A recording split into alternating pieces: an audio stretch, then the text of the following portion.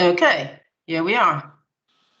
So this is Hilary from Acquafortis Astrology, and today it's what's the day today?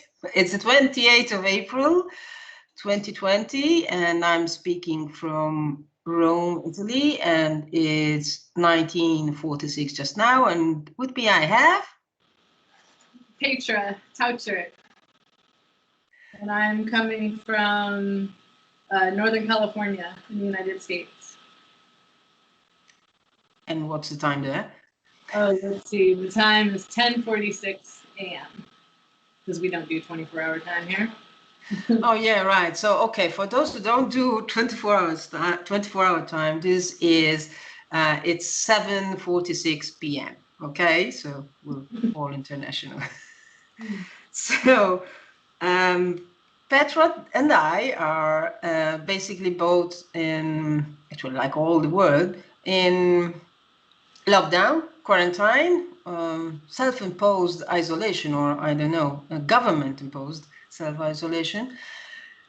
And we thought to talk about it. This is right. This is me.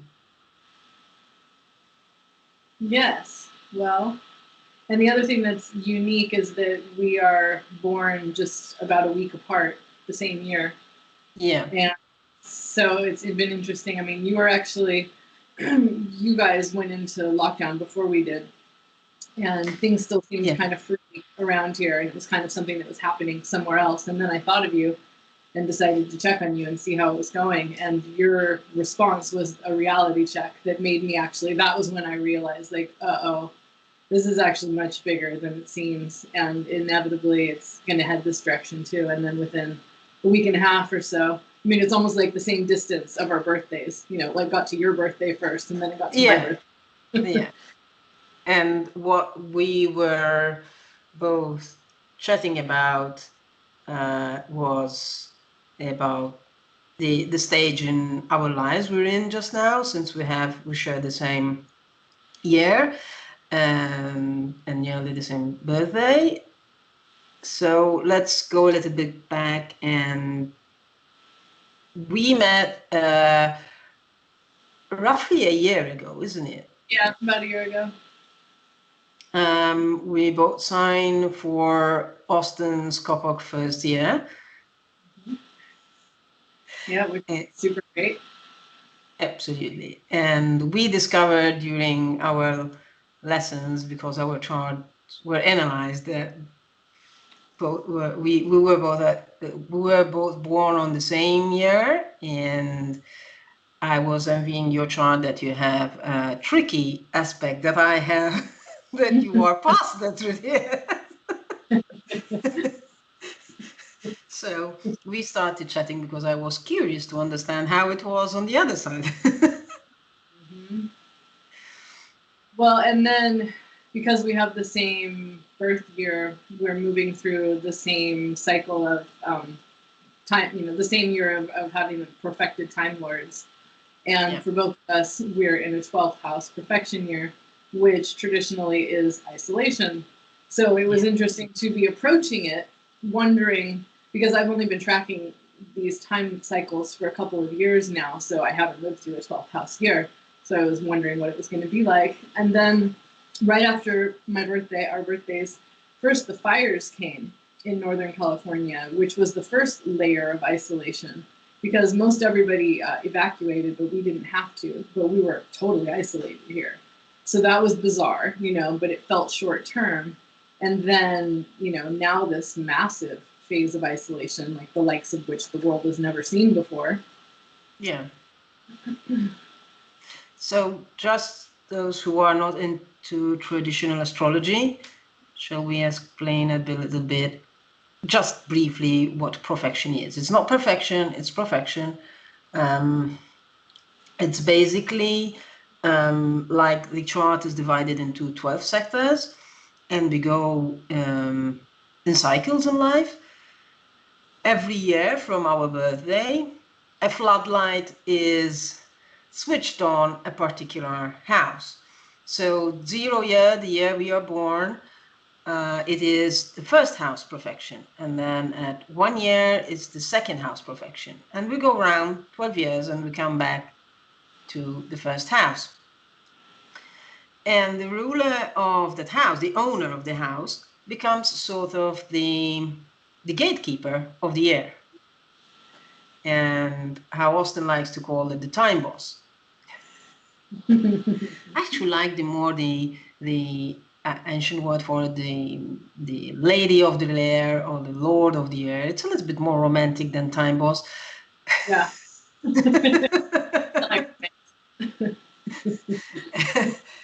And so Paetra and I have a 12th house profection. We do have a different flavor of it because we don't share the same ascendant, although we share the same year. The ascendant is given by location and time and date, obviously. And so when it is a 12th house profection, usually I counsel my clients that it's going to be a year where, well, it's not you're going to shine out in the world, but it's more of going inside, hopefully, not being thrown inside. and and it's going into the shadows as well. I mean, you're more in the psychology of it than I am. I don't do psychological astrology. So what's your take on that? Well, another, aspect of the 12th house is the spiritual piece, that it's a time to connect. Like, I think of the 12th house as the place that we've come from and that we're going to. And the first house is when we push into incarnation. And so it's kind of the dream state, the dream world where things are more taken care of. And it's more of an opportunity to connect with spirit, that there's something much bigger than we are. And somebody who's having a strong 12th house transit, whatever the reason, the advice that I would give would be to turn towards some sort of daily spiritual practice, because it gives you a place to anchor. Is kind of a strange word for the 12th house, but to relate and run that energy so that it doesn't take over your whole life. So you can still get other things done besides being in the monastery. So create a little mini monastery sort of situation. Yes, yes. And so obviously our time lords are different. You are a little bit more fortunate on that. I got Venus at least. Saturn. What was 12 years ago?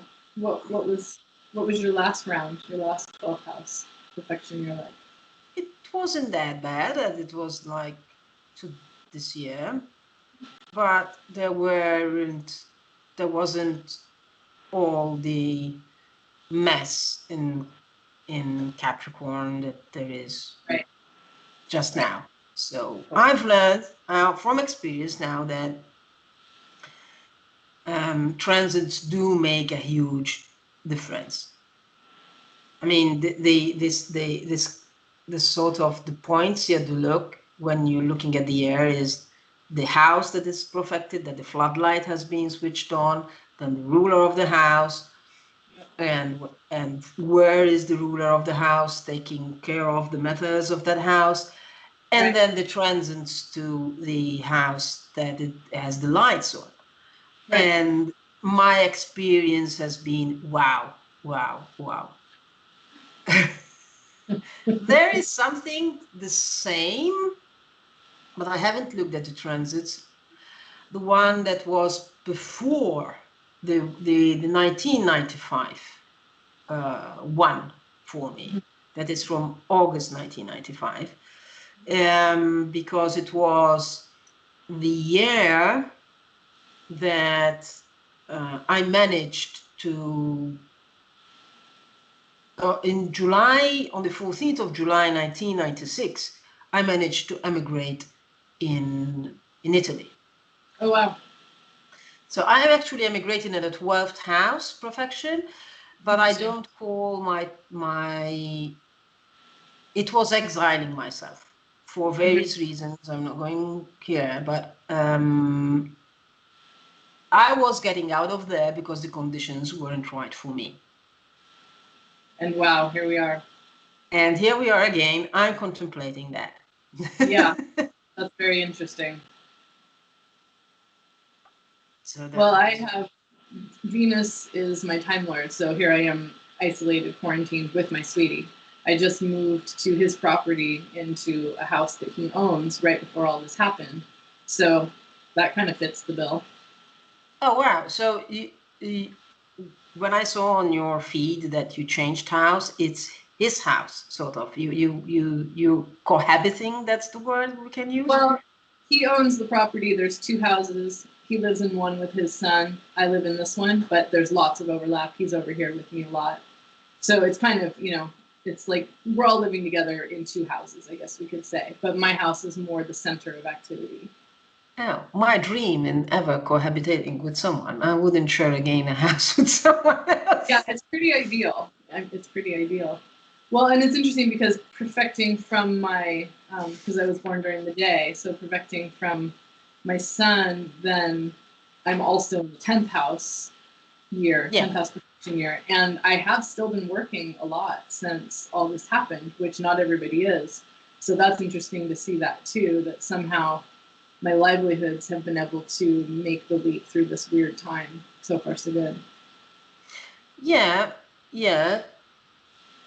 Yes, that's what I noticed when you said I'm still working a lot. And in my case, so if I perfect from my sect line, because I was born during the day as well,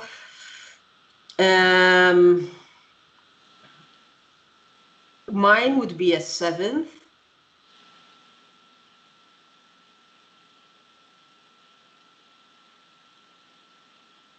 And I can't find any anything. It's only half over.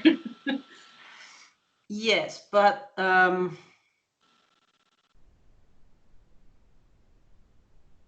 what I noticed, however, from my perfection, doing it from my point of fortune, that would make it in the 9th.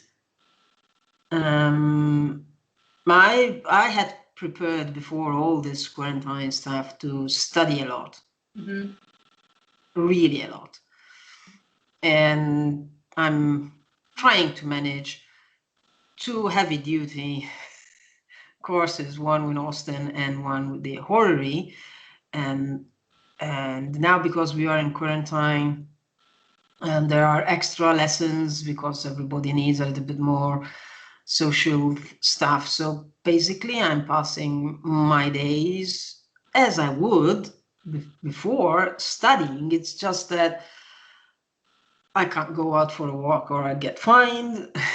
Right. There's no other options. There's no other options to keep me sane. I have to stay on my books. Yeah. Well, thank goodness for those courses. Absolutely. And the ruler of my 12th is in my 5th, with my lot of spirit. And there has been a lot of aha moments. Well, that's good. Those are highlights. Yes, I had my website done in my 12th house perfection. And I looked backwards, and I had gone on internet and started a blog and opened Twitter and whatever, all the things that, when I was in another 12th house perfection. Really? You started all of those things? Yes. Wow. Yes, because I wanted to voice out my thoughts without showing my actual name at the time. And I opened the dictionary and put the first thing that I saw, put it there, and it was Acquafortis, except I misspelled it, as I usually do, and I put a C instead of AQ. So that's why I continue to carry that, because it is, that's what it is. So it seems, have you had any from your lot of spirit, have you ever noticed something? No, I haven't spent that much time. Like I did one course with Jen's Art where we looked at some of that, but it was a really rapid, intense course. So I haven't really unpacked all of that for myself. I did actually the 12th house meaning of self-undoing, but it was more of literally when you closed in the house 24 hours on 24. Mm-hmm.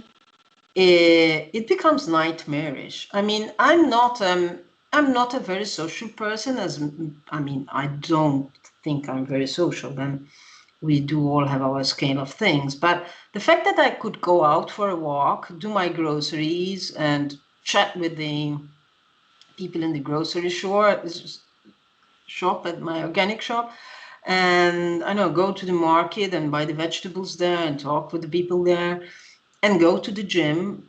For me, it was enough of socializing. I mean, yeah, and taking that off from my life. Yeah. There were moments I wanted to bang my head on the wall, literally.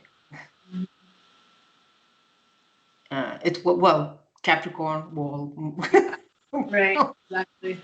Yeah, we haven't been as limited as you have. And one of my other lines of work is designing gardens for people and helping them do their gardens.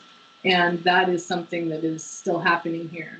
And so I have, with social distance built in, which is pretty easy to do in a garden situation, been able to still interact with a lot of people. But even before all of this, the Saturn-Pluto conjunction has been in my third house. I mean, now Saturn's moved on a little bit, but that contemplation of the third house and everything that you just described, being able to go out to the grocery store and go to the gym and go to the bank, just that kind of like part and parcel of your day-to-day environment, how much you take that for granted. It's something you really don't even ever think about unless all of a sudden you have to. And so I kept looking at that, being like, it's such a heavy thing to have in the third house. How's that going to come out? And then in addition to the 12th house business, just that of like total weirdness around just the day-to-day stuff. Like it's a nightmare. It's a dystopian nightmare going to the grocery store now. Like who saw that coming? It was just out of the blue. Like one day it's fine going to the grocery store. Now I'm like, avoid going to the grocery store at all costs unless you have to. And then it's like going into a war zone. Yes. And using the metaphor of war, which in Cosmos and Psyche, it seems it's part and parcel of when one is describing Saturn Pluto. Mm-hmm. I live near the sea. I'm just 50 meters from the sea. It was my choice, Mm-hmm. being near the sea, because I love being near the sea. Yeah. And it's one of the most controlled, patrolled parts of the city, because, we are used. I mean, this is the part of Rome that it's more like a village on its own, a medium-sized town on its own. And people are used to go. I mean, we live by the rhythms of the sea. So we go to the sea. I mean, March we start going to the sea, and I always went to the sea, whatever. It's even more beautiful in winter. But then people start coming out, and there are people already tanning, some baiting, and what they did is closed the beaches. Literally closed the beaches. Yeah.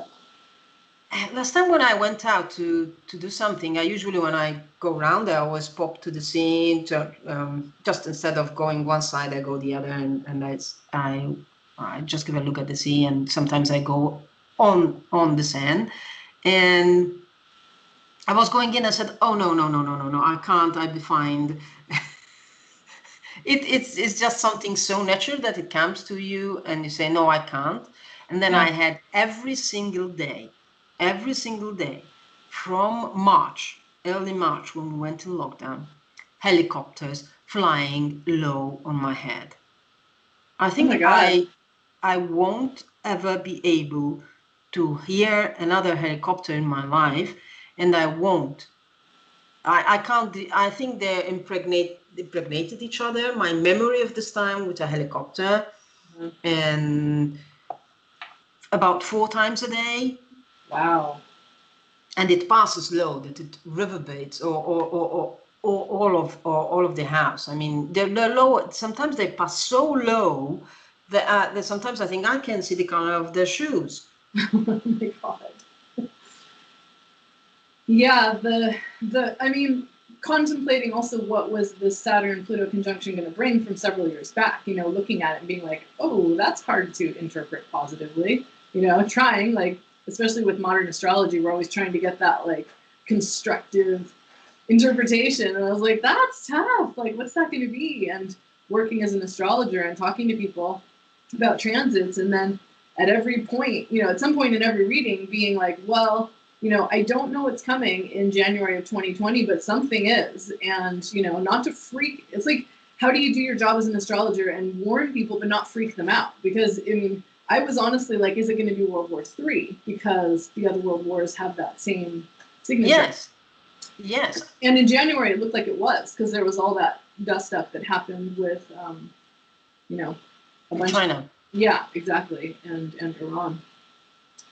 And then suddenly this kind of came out of left field, where, I mean, I suppose we're always susceptible to a pandemic, but it just seems like there's been a number of versions of this that have been elsewhere, far away, not a big deal, like, oh, Ebola is going to take us all down, nope, oh, this is going to take us all down, nope.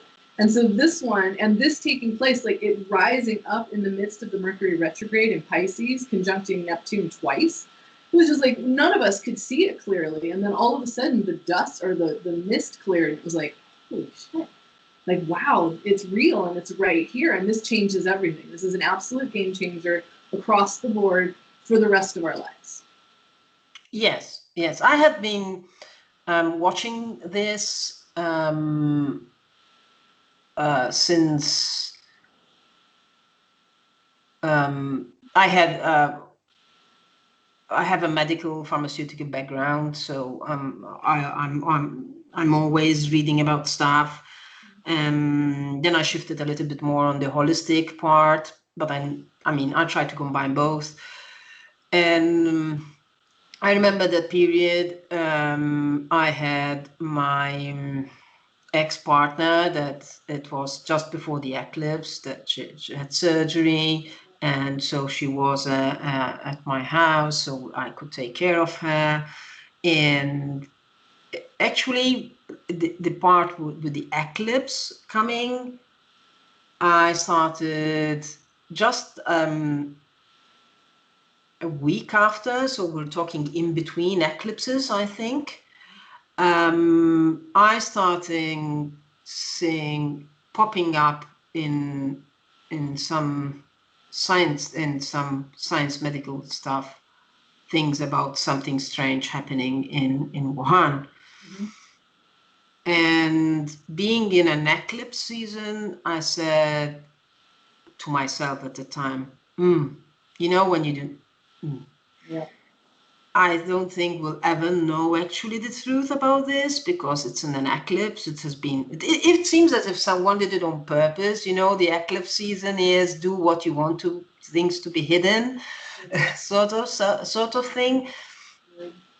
And I remember telling my ex-partner, and I said, I think you're lucky you had surgery now. And they said, why? I said, I think we're going in something really nasty. I can't just pinpoint it, but I think something is brewing. It was only a question of putting together the astrological symbolism and what I was reading on the medical stuff. Oh, yeah. And I think I've never seen, or let's put it, my astrological expertise is it's becoming better to match my pharmaceutical medical expertise.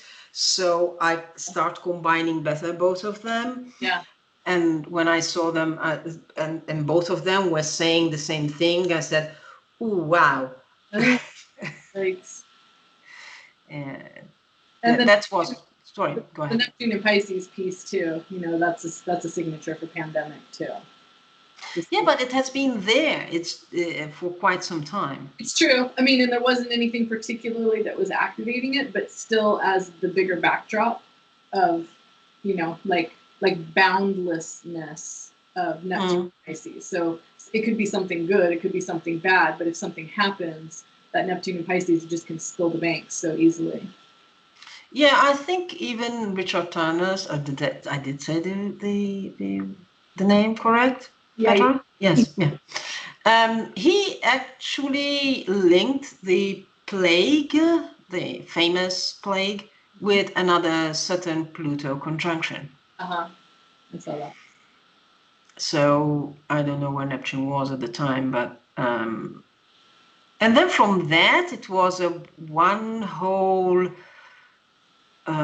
series of events, because then all those aspects, one after the other, started kicking in. And here as well in Italy, things started kicking in. It was surreal what was coming out from first one thing and then the other. Then in Italy they said, no, it's nothing and nothing will happen. And I was saying, how can nothing happen actually? But then one after the other, it was, I actually lost conscious time tracking, because it's one thing after the other, bang, bang, bang, bang. I don't know if you felt it that way. Yeah, no, it's been absolutely unreal. Like, it's just, I mean, it really feels like we shifted into an alternate timeline, and here we are. Yeah. And how it is really forward. And then I was listening to the Lee Lehman analysis. I think that you're the one that posted that, and she was talking about how the Black Plague had the signature of the Jupiter, Saturn, and Aquarius. Is that what it was? Yes. You have something like that. Yeah. December. And so there's just these markers that are carrying us into the future, into the next few years, several different markers that still imply that there's some version of disease, and it could be, you know, mutations, it could be even other things, but that just we're now in a time where we're going to be navigating life differently. Now, how to say this without being censored? Last time I was thinking and I said we're going into an air triplicity thing. Well, air traditionally is germs, but think about it. It's not only that.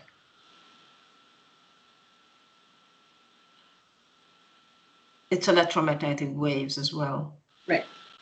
It's what is being carried by air. I mean, we have transmission of radio and other stuff because there is air. Absolutely. Yeah, good point. So there's some other facets of this that have been discussed that seem like it fits the picture.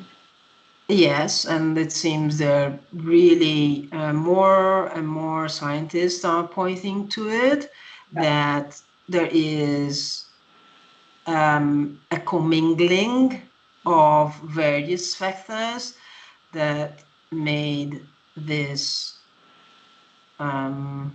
thing become bigger than it would have actually been.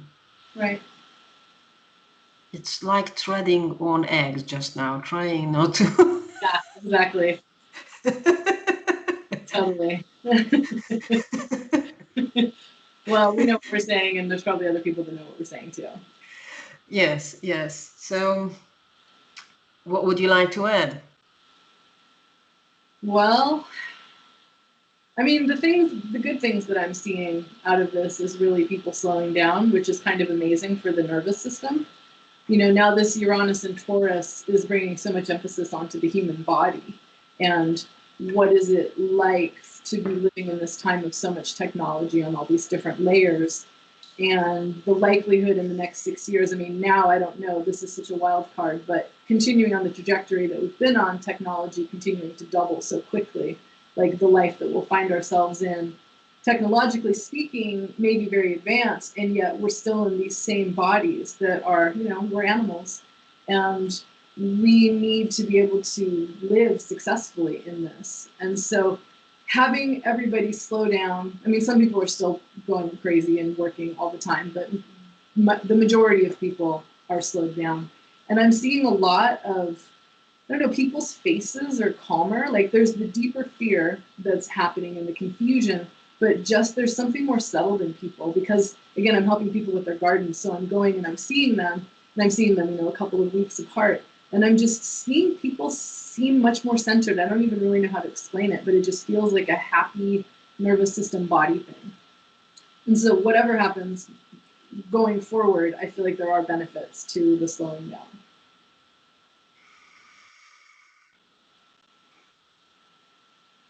I might think different about this. Tell me.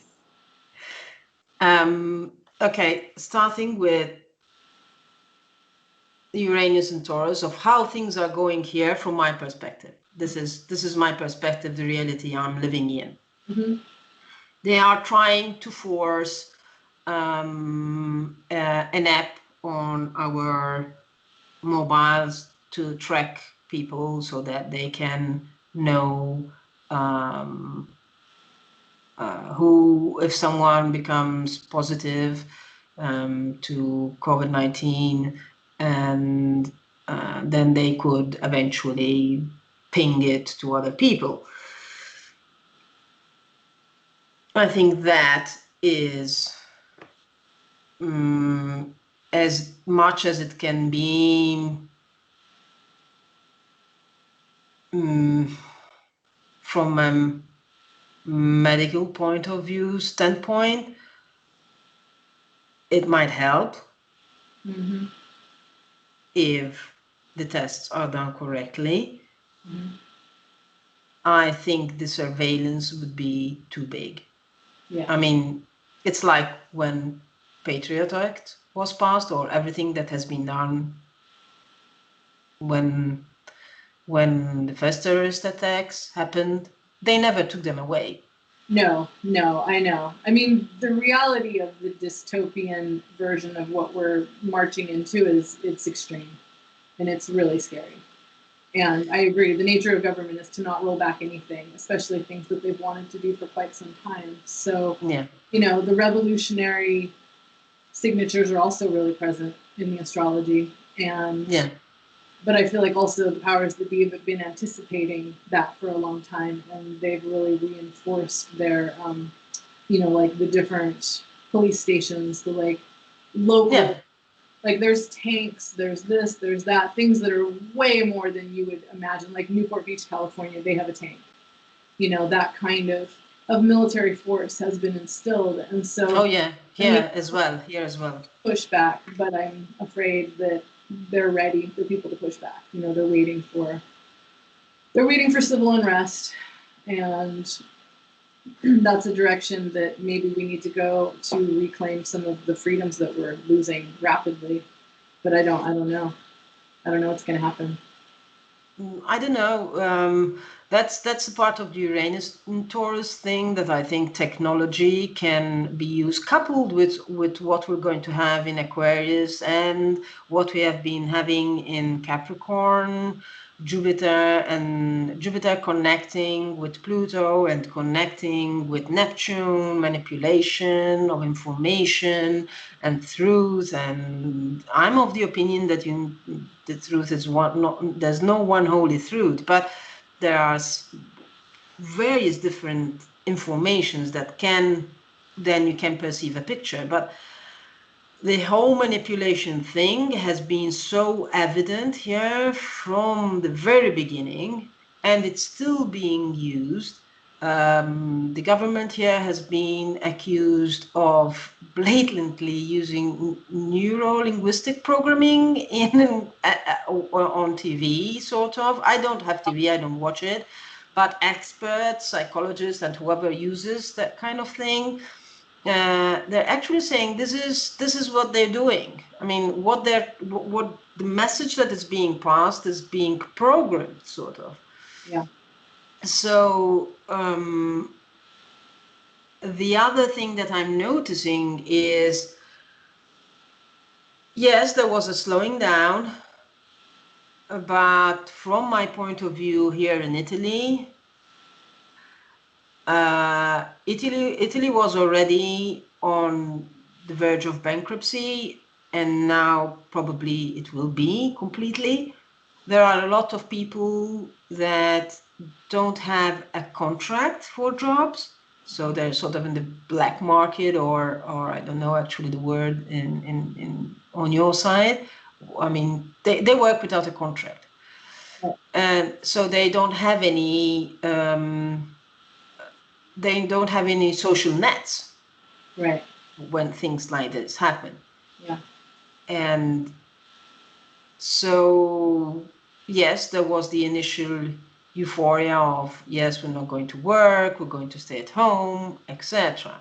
But alcohol consumption here in Italy went up by 180%. Wow. Domestic violence, which was already high in Italy, continued to increase. There was a feminicide at least once a day in Italy. Wow. At least one. Now I don't know. It's out of the roof. People are rioting because they don't have money to buy food. Well, exactly. I mean, and that's when it really starts to go, because if you can't feed your family, if you can't feed yourself, you have nothing to lose. And Yes.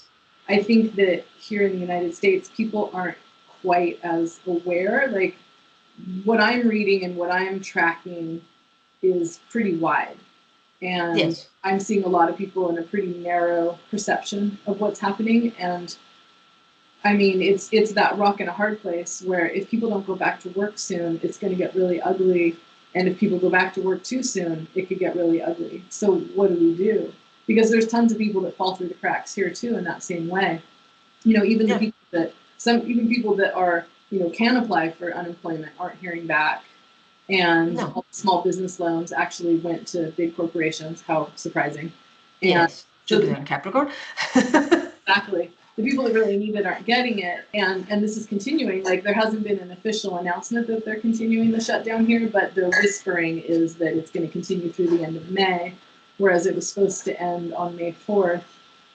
And yeah, so I don't know. I mean, I'm deeply concerned about what happens socioeconomically from here on out. I feel like that's as big or bigger than the virus, because simultaneously what's happening is all of the systems that have been in place for food distribution and food production, those are all disrupted right now. Some of them intentionally.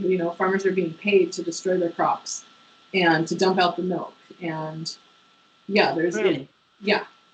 and there's meat companies that are shutting down. And I just saw an image yesterday of a picture of all of the boats that are everywhere that have oil on them that have no place to go because we're Yeah. just consuming in the same way. So when there isn't demand, the supply will disappear. So even if we finish the lockdown and go back to normal, like, there isn't really going to be a normal to get back to, because so many people have been living on the edge, paycheck to paycheck, margin to margin businesses that just make just enough, each time to pay who they owe, etc. So this big blank period, it's like people just boom, fall. So what we come out to on the other side is going to be something completely new. And some people will thrive and some people won't thrive at all and won't have any way to take care of themselves. Like, I live someplace where I can grow food. I've already been a farmer for a long time. And so going into larger production of like food that actually I'm going to need to feed my family and feed my community, like, that's not out of my reach. But people that live in the city, live in tiny places, Yeah. don't have any idea. Like, there's a lot of people in that category too. So what we have to do is go regional, and we have to do it really quickly. Like, that's that feeling of the ant farm, that we're just kind of like doing our little thing in our houses. Oh, I'm allowed to go to the store, come home. And it's like, no, we actually need to be like, even if it's with social distancing, gathering and making plans for what comes next. Because just what I've seen through the years of when there's been emergencies, the government doesn't like knock you out with how quickly they respond to anything, even if it's their intention to be really helpful. They're not going to save the day. So we have to be able to become empowered right now. I feel like that's part of the Uranus and Taurus too, is ultimately an empowerment. Like, Uranus wants to take you to the next level. Like, it pushes towards the future, and it's shocking and it's sudden, and it doesn't care about your feelings so much because it's an outer planet and their agendas are different. But ultimately, I mean, we've incarnated on Earth to evolve on the soul level. Like, there's good times, there's bad times, but ultimately we're here to grow. So this is an unprecedented time for growth, I would say. I remember Lee quoting, she said, whoever has seen these conjunctions of outer planets and transits, and they would have said, I don't want to be born in this period. I'm paraphrasing. Actually, I can't remember exactly how she said it, but that's how that's what was the meaning. So yes, and there are moments in time that I say, this is not a life worth living if, at least for me, if I don't fight for my own rights, if I don't fight for the right to cure myself as I want to, what I inject in my body, how you're going to trace me, and whatever, always in respect to other people, of course. But it's that the fighting for one's own value and dignity in life. And Uranus in Taurus is not like Uranus in Aries. It's ruled by Venus. So it is the collaboration that is going to get us out of here. Well said. It's you, as you said, growing your garden, collaborating with your community. It's a community. It's people getting together as a community and saying, yes, we want this. No, we don't want this. And it's not going out there and fighting single-handedly that we're going to get things. And not even, I don't know if I want to use the word fight, because it feels so Martian, when actually the vibe, it is of imposed Martianism, but if that's the word, but it's more like grassroots coming back together.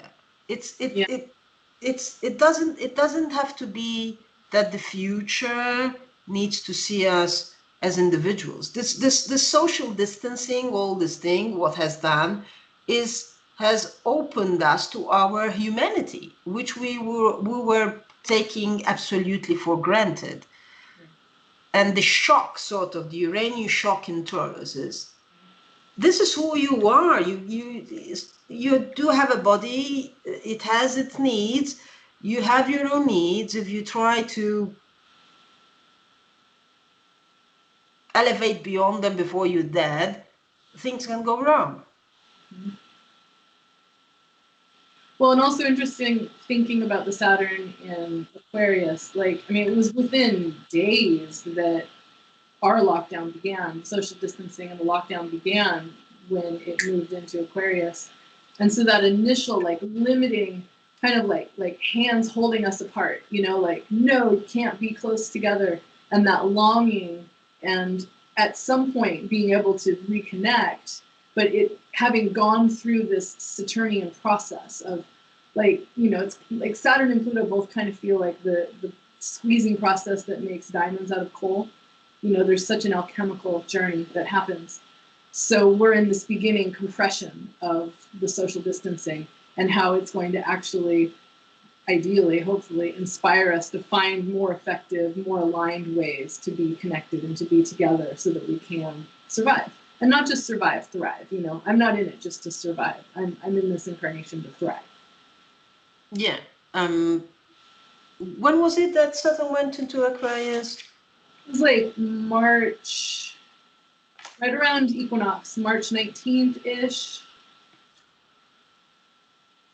Yes. On the 22nd of March on my side. On yours it would be the 21st. So what happened at the period is, because I think we haven't seen actually the pure Saturn in Aquarius, because there was Mars there, and it has taken all the flavor of it, and here it was a series of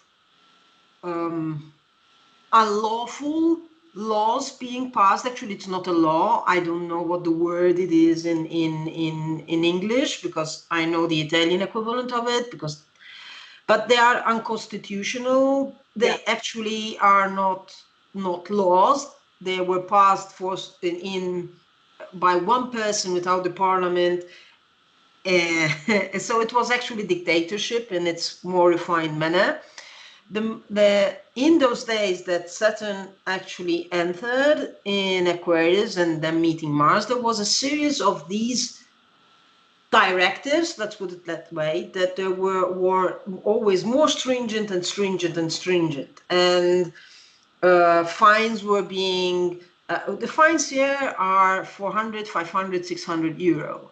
That we're talking about for 400, 500, $600. Yeah, it's a lot. It's a lot, bearing in mind that at best, normal people will arrive to 1,000 euro, the bare minimum.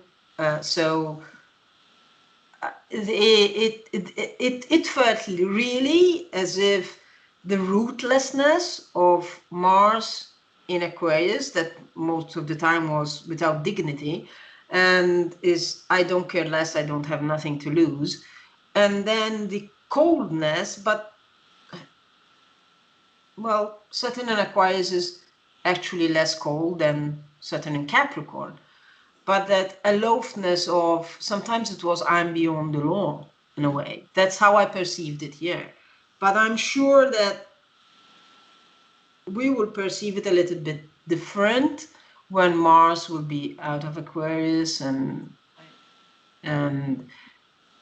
I remember one thing Austin said, I don't know in which podcast of the astrology podcast, he mentioned this period of Saturn going in Aquarius and then obviously going back, as if it was in the film of Terminator, which I don't actually remember correctly. Do you remember the when he called? Yeah, that there is a way of, we're seeing the future, that if we don't intervene and modify it, that's where we're heading.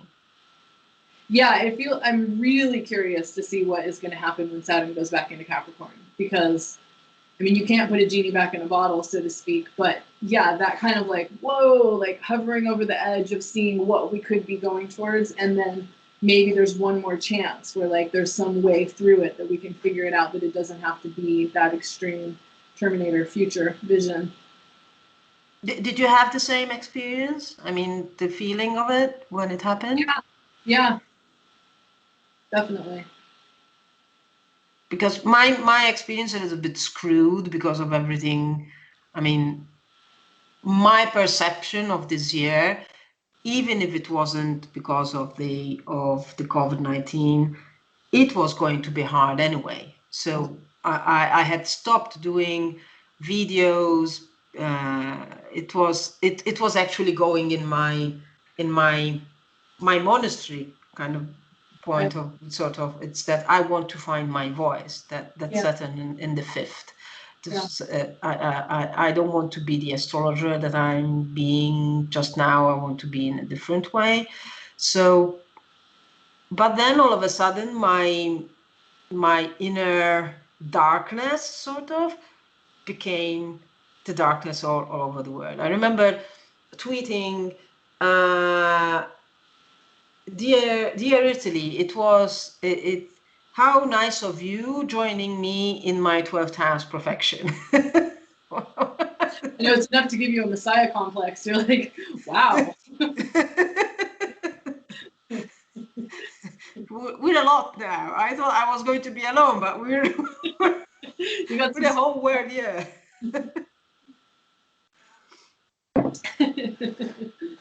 Yeah, that was a moment of sarcastic humor, and but sometimes it's only that sarcasm that can help you move.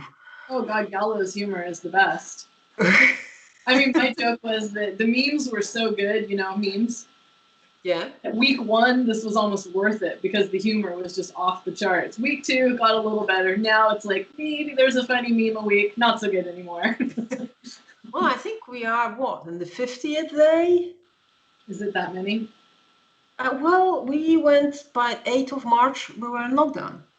Okay, so you're a week ahead, like 10 days ahead of us. Yeah, then we had, so the weeks before that, there were already some restrictions. So the gym where I used to go, so started, well, it's a big gym, so there were loads of treadmills, and the cardio room is actually a huge church, sort of, to speak, Wow. the dimensions. And they started saying, okay, so now you have to use the hand sanitizer. There was always a spray to use to clean it, but now there was the hand sanitizer. And then it was, okay, so now they're asking us to have a distance of 1 meter. So we had this huge church of one thing after the other.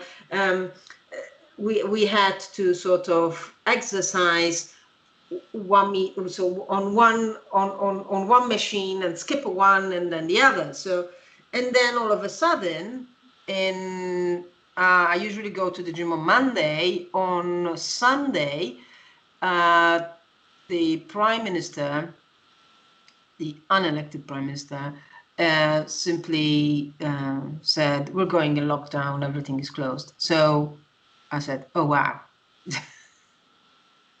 Right, and that's about when I reached out to you, and just hearing that was like, oh my gosh, like that even could happen.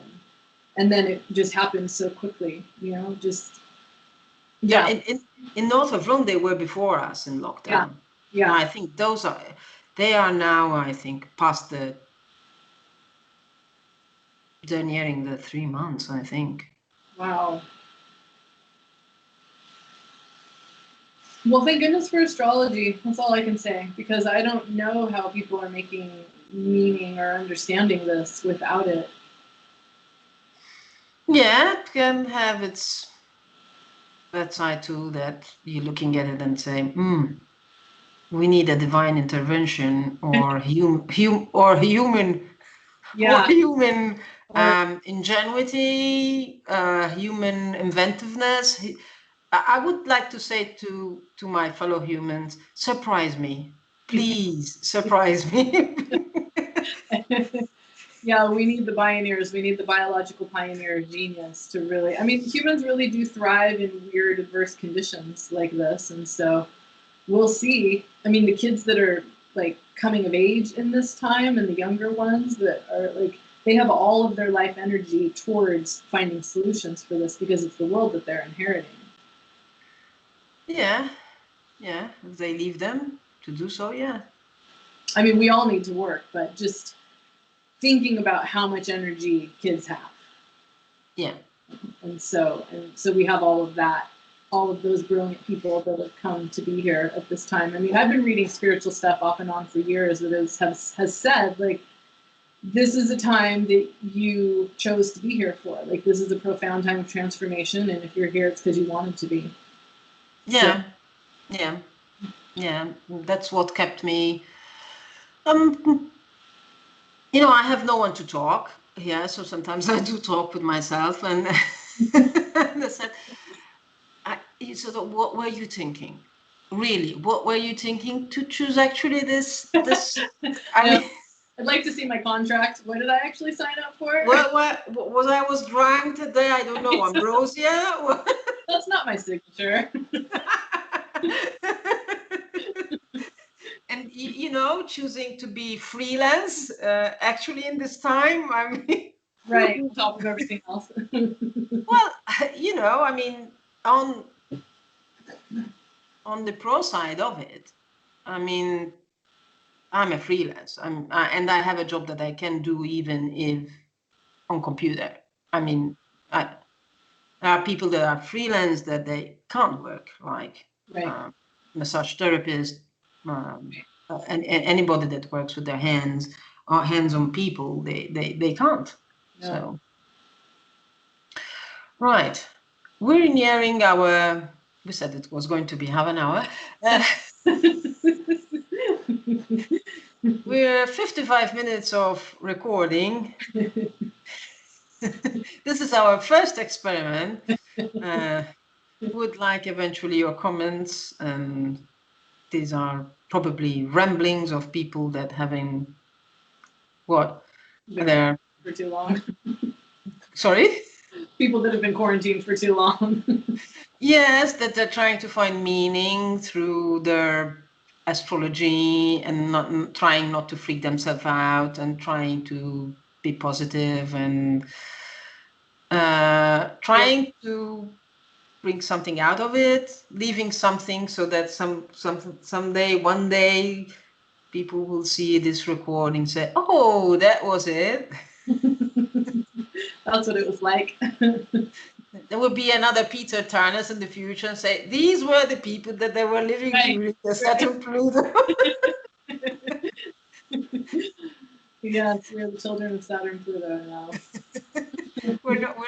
I'm not an artist like you are, so what I leave are these things. So you do paint as well, don't you? I do. I paint and I draw. Yeah, right. We're different. Want anything to add? I think that's it. This has been fun. So let us know what you think. Comments, and really let us know. This is an experiment. We're not afraid of criticism, isn't it?